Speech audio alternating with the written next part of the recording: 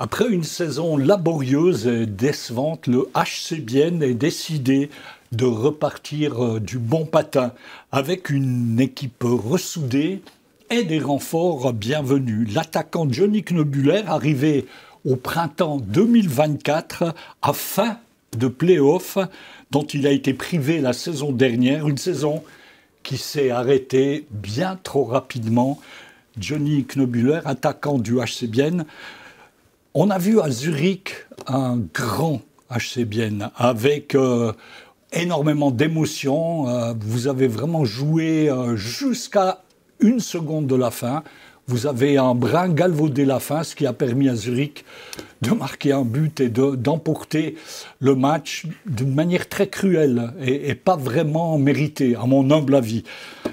Ça n'a pas été du tout le cas hier soir contre Davos, où vous avez semblé totalement emprunté, brouillon, avec, me semble-t-il, que vous n'avez pas réussi à adapter votre jeu à celui de Davos. Qu'est-ce que vous en pensez? Pourquoi c'est arrivé ce manque d'émotion? Pourquoi est-ce qu'il a eu lieu? Bon, c'est des questions. Bonjour, tout d'abord. C'est des questions qui sont difficiles à répondre rationnellement. Voilà, hier, c'était clairement un match où on est passé à côté. On n'a pas eu un impact, je trouve, positif sur le match comparé au match contre Zurich. Voilà, on n'était pas trop présent, je trouve, dans les batailles, dans les coins, dans les duels, aussi au niveau peut-être émotionnel, comme vous avez dit. Donc c'est un match où on est passé à côté. Et la raison, je ne pourrais pas vous le dire. Mais il faut dire que, comme vous venez de le préciser, le HC Davos est une équipe physique. Et oui, donc, peut-être vous n'avez pas réussi à adopter votre jeu à celui plus physique de Davos. Qu'est-ce que vous en pensez? Bon, je pense que oui, ils ont joué d'une manière très physique. Après, c'est pas nouveau.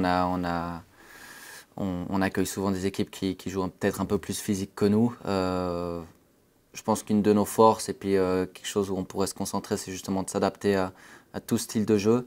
Et hier, malheureusement, on ne s'est pas adapté. On s'est fait prendre là-dedans. Et ils vous pressaient très haut.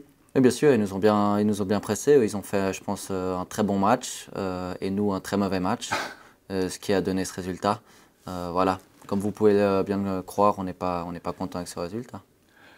On a aussi noté, bien entendu, déjà dans le match contre Zurich, le retour de Gaëtan Hins, votre capitaine. Vous êtes aligné vous-même dans le deuxième bloc aux côtés de Gaëtan et de Hofer, de Fabien Hofer, de Fabio Hofer. Qu'est-ce qu'apporte, à votre avis, à l'équipe et à ce deuxième bloc, le retour de Gaëtan Hins? Bon, Gaëtan, déjà, sans devoir le citer, c'est un joueur exceptionnel, d'un niveau international. Donc, je pense qu'il a besoin encore d'un peu de temps et on ne doit pas être non plus très dur avec lui. Et puis, lui aussi, pas être trop dur avec lui parce qu'il a manqué beaucoup de temps, beaucoup de mois. Il est très, comment dire, pas intransigeant, mais il est exigeant, exigeant, ambitieux avec lui-même. Donc, bien sûr qu'il va encore faire mieux que ça. Mais rien que déjà sa personne, son expérience, ça fait je ne sais pas combien d'années déjà, plus de 15 ans, plus de 18 ans peut-être qu'il est dans la ligue.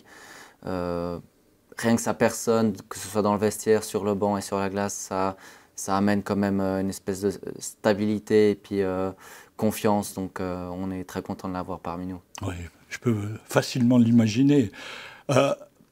J'ai rencontré Harry Sateri, votre gardien, et j'ai parlé avec lui du système de jeu de Martin Philander. Et il m'a dit, je le cite, c'est un système de jeu exigeant qui demande beaucoup d'efforts collectifs et d'engagement. Est-ce que vous partagez cette analyse?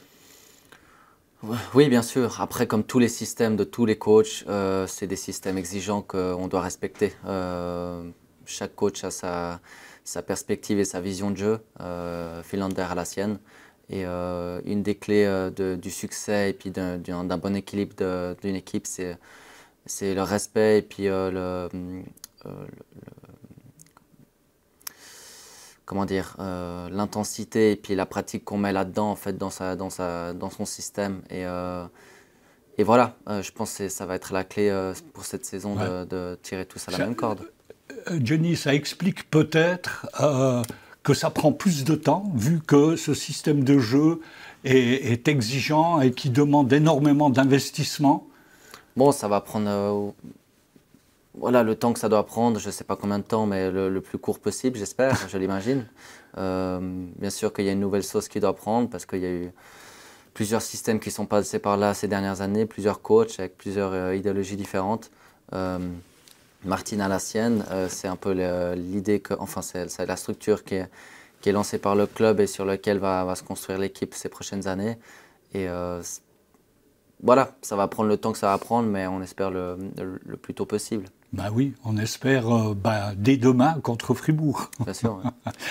La direction du HC Bienne a comme d'habitude, fixé un objectif, celui de terminer dans le top 8, avec l'arrière-pensée, bien entendu, de participer aux séries éliminatoires.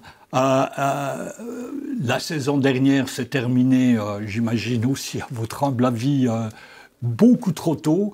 Comme je l'ai dit en début, vous devez avoir faim de play-off. Est-ce que vous croyez cette fois-ci que les circonstances vont faire que vous allez atteindre les séries éliminatoires? Bon, tout d'abord, pardon, c'est clair qu'on n'était pas content de la fin de la saison l'année passée. C'est une fin qui est restée amère. On a fini très tôt la saison comparé à d'autres équipes. Il y avait beaucoup mieux à faire, je pense. Donc c'est une rage qui est restée entre nous. Peut-être cette rage, elle est encore peut-être un peu trop présente pour l'instant, vu on voit les 2 premiers matchs où tout le monde a envie de bien faire et tout le monde a travaillé très dur cet été. Peut-être trop bien faire? Oui, peut-être trop. Peut-être qu'il y a justement une petite tension et il y a un calme qui manque, un calme ou une confiance qui manque parce qu'on a vraiment envie de prouver quelque chose et puis de revenir dans les hauts classements. Voilà, peut-être qu'on va essayer de se donner un peu plus de calme ces prochains matchs, se faire un peu plus confiance avec tout le travail qu'on a fait. Et puis je pense qu'il y a quand même des grandes qualités dans l'équipe, malgré le jeune âge. Donc oui, il y a bien sûr que dans tous les clubs, dans toutes les organisations, il y a des objectifs qui sont fixés. Voilà, là, ils ont dit top 8. C'est souvent assez, pour des raisons médiatiques peut-être, que ces objectifs ils sont fixés. Nous, on a les nôtres, c'est clair. Et puis de toute façon, voilà. Ouais. Moi, je suis un joueur qui ne va pas me mettre de limites. Et puis le plus important pour moi, c'est de donner le 100% à chaque soir. Vous avez grandi à Genève, vous avez joué à Lausanne, puis à Ambri-Piotta, avant d'arriver à Bienne.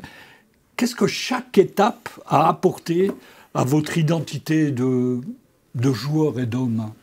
Moi, j'aime bien penser que les choses n'arrivent pas par hasard, et du coup, je suis passé par des équipes différentes qui m'ont fait grandir en tant que personne. Ambri-Piotta, c'était une passe au tout début pas facile, qui m'a dû me faire sortir un peu de ma zone de confort, qui a dû me faire un peu travailler sur des choses que je ne connaissais pas ou que je ne maîtrisais pas. Du coup, je me suis un peu développé, je pense, en tant que joueur et en tant qu'homme là-bas. Et puis, Lausanne, le chapitre avant aussi, j'avais aussi eu certaines difficultés pour faire ma place. Donc, ouais, je pense que dans chaque équipe, il y a quelque chose qui peut me faire développer. Et à Bienne aussi, je sens que je peux apporter quelque chose à l'édifice, apporter quelque chose à l'équipe, surtout avec tous ces jeunes qui sont là. J'aime bien pouvoir être quelqu'un sur qui on peut compter et sur qui on peut prendre exemple. C'est tout le mal qu'on vous souhaite, Johnny Knoibuller. Je vous remercie pour cet entretien. Merci. Quant à vous, Madame, Monsieur, au nom de toute l'équipe de Télébilingue, je vous remercie pour votre écoute. Je souhaite vous retrouver très prochainement